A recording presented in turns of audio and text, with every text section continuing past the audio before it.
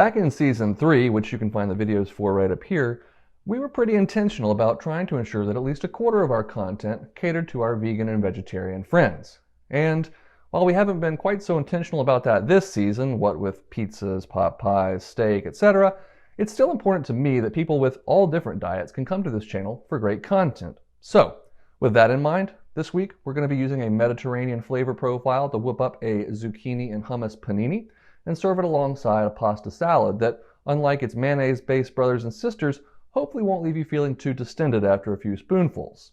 So, without further ado, let's cook.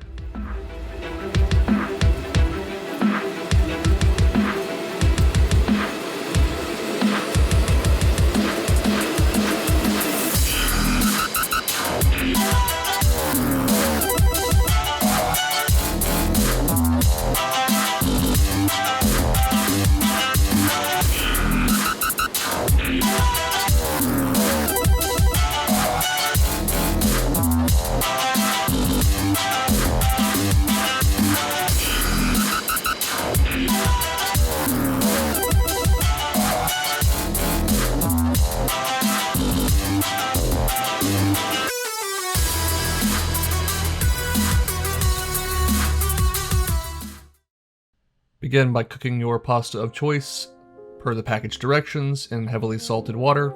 I suggest corkscrews, but anything other than flat pasta will work nicely for this. Next up, take about half of an English cucumber and cut it into bite-sized pieces. I should note that I will put some ingredient amounts on the dish guide, but really this is all about what you like. Put what you want in here, as much or as little of it as you wish. Got a handful of olives that I'm going to cut in half, as well as some beautiful orange tomatoes. And I'm going to impressively quickly slice up this onion, hopefully not slicing off my finger. We'll save half of it for the panini part of our recipe. Got about 4 ounces of feta cheese here. Again, just going to chunk it up into bite-sized pieces. Onto our dressing. We've got a 1/4 cup of extra virgin olive oil, about 3 tablespoons of red wine vinegar. Season that up with some salt, freshly cracked pepper. Next in is about a teaspoon of dried oregano,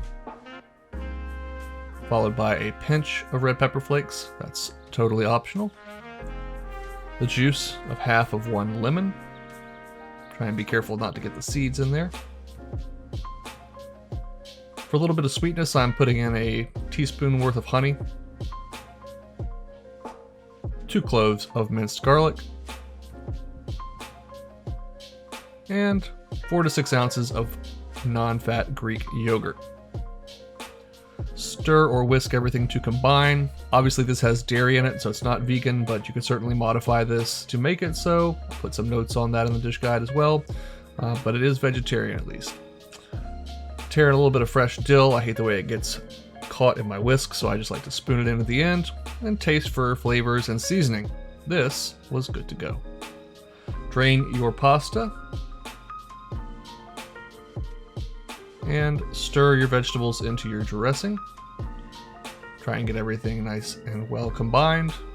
This is a really beautiful dish, especially if you use vibrantly colored vegetables as I have here.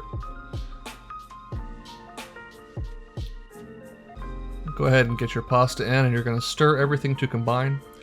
If you wanted a more vegetation heavy dish, again, that's on you. Just put more veggies in there.